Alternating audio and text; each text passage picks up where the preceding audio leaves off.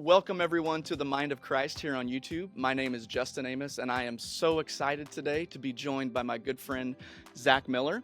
And we're going to be discussing the topic of obsessive-compulsive disorder, and specifically what OCD has looked like in Zac's life, and some ways that he has found healing and some recovery in his OCD journey. So Zac, thank you so much for being with me today, man. Absolutely. Thank you for having me on. Yeah, you bet. Well, Zac, there's going to be people watching today that maybe just aren't familiar with who you are and your story. So why don't you tell us a little bit about your life, your family, and maybe the first time you realized that OCD was a struggle in your life? Yeah, absolutely. So I grew up in a definitely a strong Christian household, strong Christian background. My dad is now the pastor of the church we both attend, and so that was kind of my upbringing. Had parents that loved me really well. I have 3 younger siblings, and so and now I'm married to my wife and I have 2 young kids, and just had a baby a couple months ago. So navigating that adjustment again, but that's some of those seasons of change can be triggers for obsessive compulsive disorder too. So navigating some of those things as those challenges come up. But first time that I really at least like became aware that something was going on is related to OCD in my mind, and just some obsessive thinking would have been probably my senior year of high school when I really noticed it and became aware. But then I've kind of mentioned this with you before. There was a a home video that we had watched. Gosh, it was probably 5 years ago. It was my family, my immediate family, and then some cousins that were in town, and we put in the VHS. We still have like a little thing that you can put in to play those, and we were, I was probably 8, 9, 10, somewhere in that range, and we were putting on a show or a play for our family. We used to do that with my young cousins and stuff like that, and kind of out of nowhere, just in the middle of that, I walk up to the camera while like my cousins and siblings are dancing in the background, and ask my mom. I go to my mom and I say, "Mom, why does my chest hurt?" For no reason whatsoever. Didn't get hit in the chest.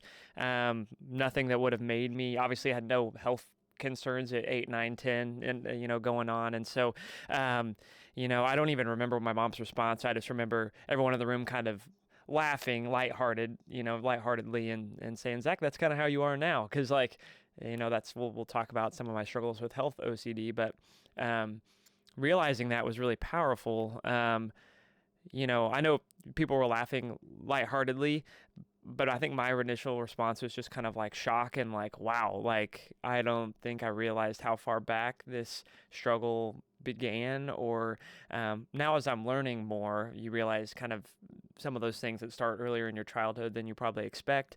But it's just kind of shocking sometimes how early the enemy's work begins in our lives, of just kind of trying to steal, kill, and destroy, which is what he does. And so that was really powerful. And so that again kind of gave some context. And then from that senior year of high school, it's been a long journey of healing and struggle and stuff that I know we're going to talk about. So Yeah, man, that's so fascinating. I'd love to hear, what did you feel as an adult as you watched that video of yourself as a young child showing clear signs of just obsessive worry over your health? Like, what did that do inside of you watching that?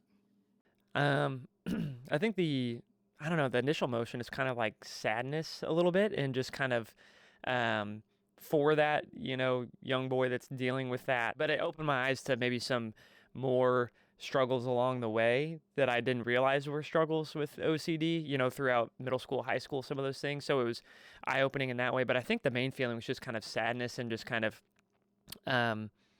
just grief for that, younger version of myself who didn't realize what was going on, who, could have avoided some hardship along the way had he known. And then just probably just sad too that he didn't, I probably didn't have, and, my parents are much more aware now, obviously, and my parents are amazing and so supportive, but I don't think I had anyone in my life then that really knew how to engage me in the midst of some of those things, or know what to do that was helpful. So I didn't take any steps forward towards healing or understanding. And not that you can a ton when you're that young, but I just had no awareness of what might have been happening. So Yeah, I can't imagine the sadness that must have been, seeing yourself as a young boy clearly hurting and aching and just not even knowing what was Right. going on at the time. So, Yep. Zach, why don't you tell our listeners maybe just some other ways that you have seen OCD impact your life, such as like, what does it look like?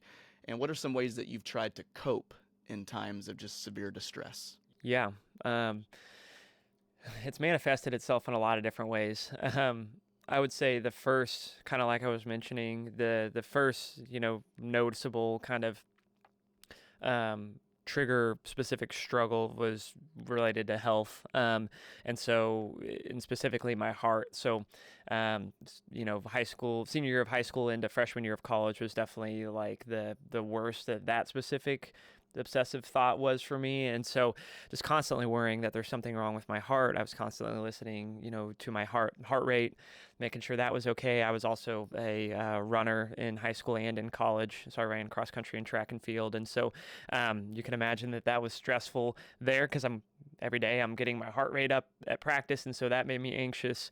I wasn't able to really enjoy running like I used to, and that was an outlet for me. And then all of a sudden I wasn't enjoying that anymore.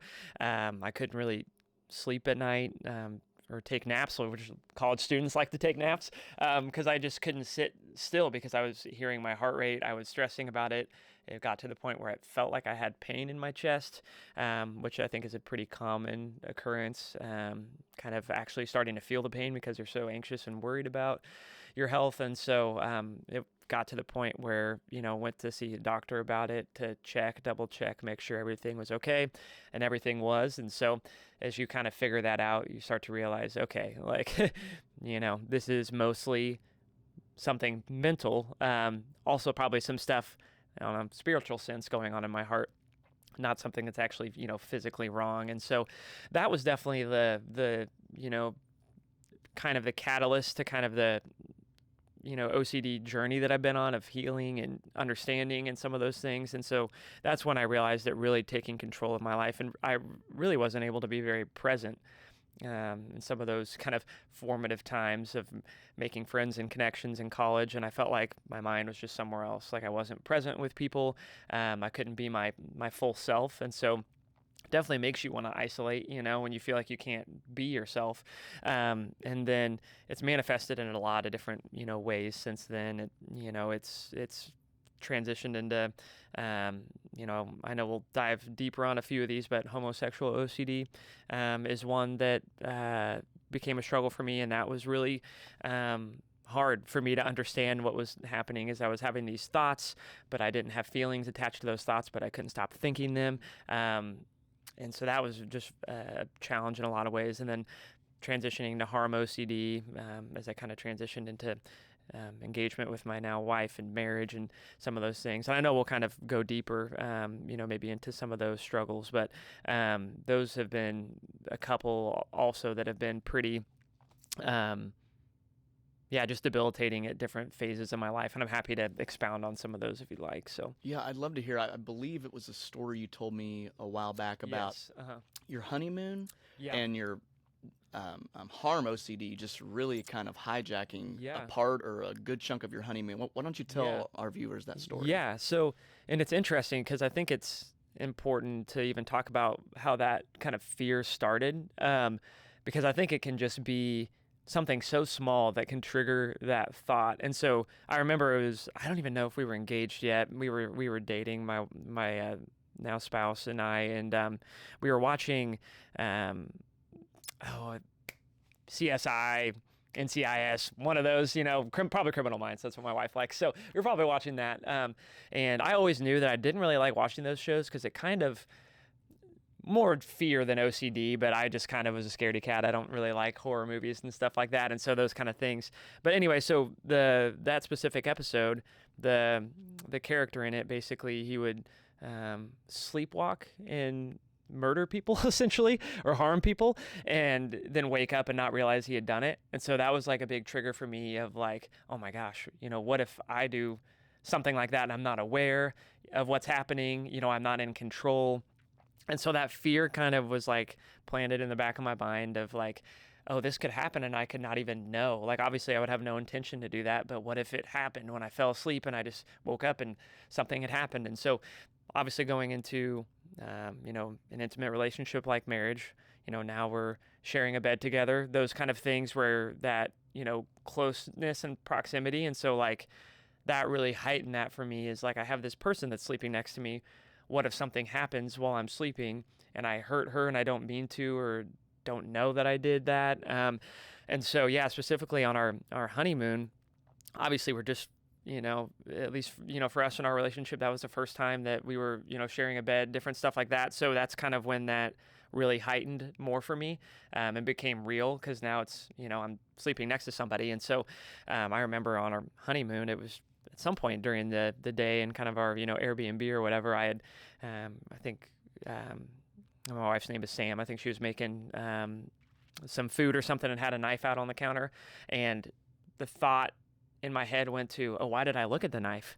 Does that mean I'm wanting to do something to harm her? Or in the middle of the night, because I looked at that knife, now something's going to happen? And now that I'm thinking about it, now I'm like, oh, you must have wanted to look at it. So just the fact of seeing that was really triggering for me. And for a while, seeing knives was, because then I would, and if, people watching this have OCD, once you kind of, you kind of can understand a little bit, I think, of like trying to justify why you did something, and you have this argument, this battle in your mind, and it just makes the thought stronger, more powerful. So then I'm arguing back and forth with myself. Did I mean to look at the knife? What does it mean that I looked at it for an extra half second where I wouldn't have before? And so you just play this game. And so I really felt like in a lot of ways I kind of, for lack of a better term, ruined our honeymoon in that way, because I was so disconnected and not present at times. And sure, there was moments where I was present and we had fun and stuff, but a lot of it, I felt like I was really, really just kind of in the trenches of this, and not feeling comfortable enough to open it up with my brand new spouse about it, feeling a lot of shame with that, and that lie that she's not going to understand, and not be able to show me grace or understanding or Christ's love to me. And so it keeps me isolated, not wanting to share that with her. I don't even think I had opened up with anyone. Obviously, you and I are very close, and I don't think I even had shared that struggle with you yet. So it was a new one I was trying to navigate, being comfortable sharing with others, and especially my new wife on our honeymoon. Didn't want to, distract from our good time that we should be having together. So I definitely didn't want to share that. So it just I felt isolated, disconnected, definitely not present.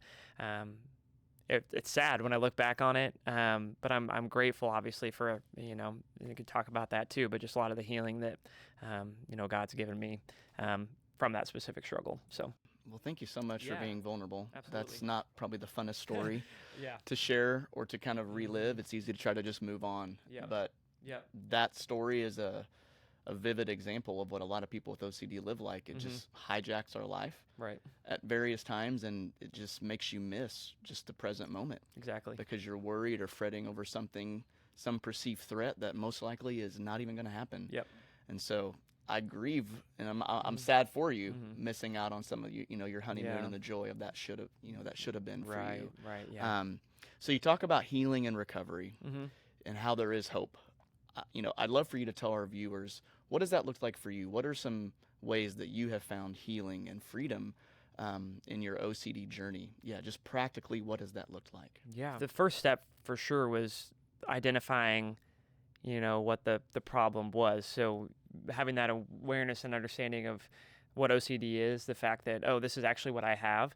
And that kind of occurred in between, having that health OCD struggle, and then into this harm OCD. It happened kind of in the middle there. So, I knew that this harm OCD, well, actually, I take that back. Now that I'm thinking about it, I think it was a few months after our marriage is that when I kind of was able to put context to what I was experiencing in words to it. And so, that also was very helpful. Now I remember that, on our honeymoon, I didn't have the context of like, oh, this is OCD. I thought I just had anxiety, which, also is not healthy either. But so once you and I I know we were kind of on a similar timeline in some ways on that journey. And so once you started talking to me, we had some of those conversations. I'm like, wow, I do think that OCD is what I have.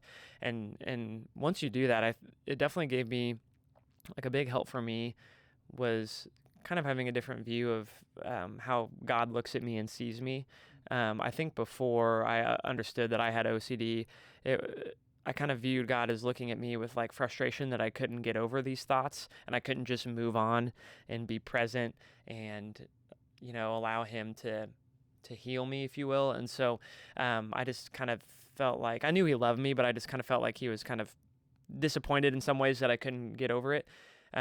Once I realized that OCD is what I had and that some of the thoughts and the struggles I couldn't control in some ways, I saw him more looking at me with compassion and love and grace and hurting for me and wanting me to find healing. And so it was definitely a different perspective that I saw God kind of viewing my struggle and my, healing journey. And so that was really helpful for me because obviously, like it's his kindness and grace and not obviously shame and guilt that leads us to healing and to, healing at the heart level. So that was huge for me, putting a name to that and then kind of doing some stuff to help. So, going to a Christian counselor that I trusted and processing some of those things.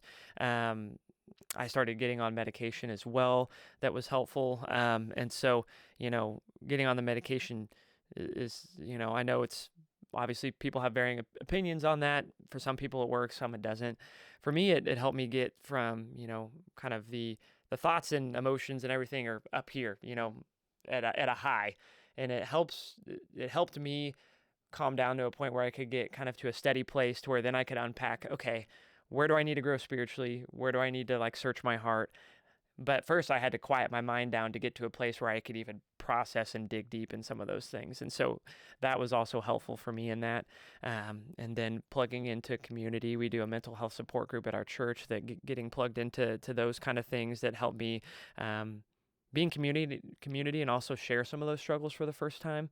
That way I can receive, grace from other people. God used other people to speak truth and life into me. And so there's a couple specific helpful things that I learned in counseling that have kind of helped me be able to let some of those thoughts when they come, go away, if you will, or kind of drift away or be on the, let them kind of not reside and battle those thoughts as much. And so one of those is just called radical acceptance. And I know we've talked about that and shared that before, but basically what that is instead of getting to a place like I talked about on our honeymoon where I'm just going back and forth, battling that thought, now knowing that just makes the thought even stronger, harder to let go. Accepting the thought as it comes. Okay, I'm having this thought that what if I harm my wife in the middle of the night? I've had this thought before. God's got me through this thought. I'm going to let it go. I can let it go. Or just acknowledging the thought and then I kind of speak some truth to it. Like basically for me, it's God's got me through this before and he's going to do it again. I don't have to worry about it and just letting it go. And I know we've kind of talked about that visual of the clouds kind of passing, and you can kind of share that probably a little bit better than I can, but just kind of as that thought comes, acknowledging that it's there, not trying to argue with it, talk back and forth with it, just acknowledge that it's there and then letting it pass and moving on throughout your day. And so that gave me a lot of like ownership and control, I felt like, over the thoughts rather than allowing them to control me. And so that radical acceptance piece was huge, I think, for me being able to kind of not let thoughts have so much, control over my day and kind of be as debilitating as they once were. So Yeah. Oh, that's amazing, man. Yeah, that's that idea of radical acceptance and just not trying to fight our thoughts has been so powerful and helpful in my life too. Because the more we try to fight our thoughts, the more we're actually telling our brain, "Hey, these thoughts are important," and our brain says, "Oh, give Zach more of these thoughts." Right. When we're like, "No, we No, don't. please. We don't want any more of these thoughts." But Right. we think, "Well, if I fight them off, maybe they'll go away." And it's much better to treat our thoughts as clouds in the sky. Just, "Hey, I see you, I notice you, and I'm gonna let you pass. Exactly. You don't have power over my life. Yep. This thought is not absolute truth. It's not true of my identity. It's not true of God necessarily." Yeah. So that's a big one too, I think, is realizing that not everything we think or feel is 100% truth. And so, when you're in the midst of the battle, it's like every thought that comes to my mind, oh, that must be true, or what if that's true, or it's not, it doesn't have to be true. Just because you think it, just because you feel a certain way, does not mean that it's 100% truth. Obviously, that's important. That's just emphasizes the importance of community, having people speak truth. More important than that, being in God's word to hear that truth of our identity, and seeking out what that is. But yeah, that was a huge one for me, because I think I operated a long time like, if I have a thought, that must mean it's true, or there must be some truth to it. It's not the case. Yep, absolutely. Well, Zach, kind of my final question would be, we're going to have a lot of people watching this video throughout the years that struggle with OCD. What would be just your final word of encouragement that you would like to say to someone watching that's maybe just in a severe time of distress right now? What message would you like to give them? Yeah. Well, one, I think I would say that, you're loved by your Heavenly Father. He understands your struggle, and his heart breaks even more than yours does over that struggle. I think that's a huge piece that we have to come to understand. And then also that you're not alone. I think I operated a long time being afraid to share some of those struggles, thinking that, the big lie that I believed was that they're going to think I'm crazy because they're not going to understand the way I'm thinking, or the specific thought's not going to make sense to them. So I don't want to share because I don't want them to judge me or whatever. And so there's always someone who's going to understand, whether you think there is or not. It's always a lie of the enemy that's trying to keep you from opening up and sharing. Obviously, have wisdom with who you share that with, but 99% of the time, if not 100, I've been met with grace and understanding, and just the freedom that brings to not live in darkness anymore and allow God's light to shine in. So those are a couple pieces. And then, depending on, your just kind of the access you have to those things, if you can go to Christian counseling, meet with your doctor about medication, some of those things that can be helpful. Obviously, those are going to be part of the solution, but inviting God into that healing process, I think, is huge. So allowing God to just love you and speak truth to you, plugging into community, and, going into finding those resources that could also be helpful, whether that's counseling, medication, some of those things. But yeah, just knowing you're not alone. I think that's the biggest part. God's in it with you. There's people out there who understand what you're struggling with. What you're struggling with is not unique to just you. And there's nothing out there that other people haven't experienced and found healing from. And so there's healing to be had, along the way. It could be a slow process, but yeah, God's committed to that healing process in your life. So. Absolutely. Well, thank you so much for joining me today. Absolutely. And I hope, everyone tuning in has been inspired by Zach's story and realizes that hope and healing is possible. Absolutely. It may feel hopeless right now. You may be deep in the pit, but recovery is possible, if we're allowing ourselves to be known by others, not isolating in shame, seeking God's help, maybe getting medication. It's kind of a holistic pursuit. Yep, there's not just one thing. Yeah.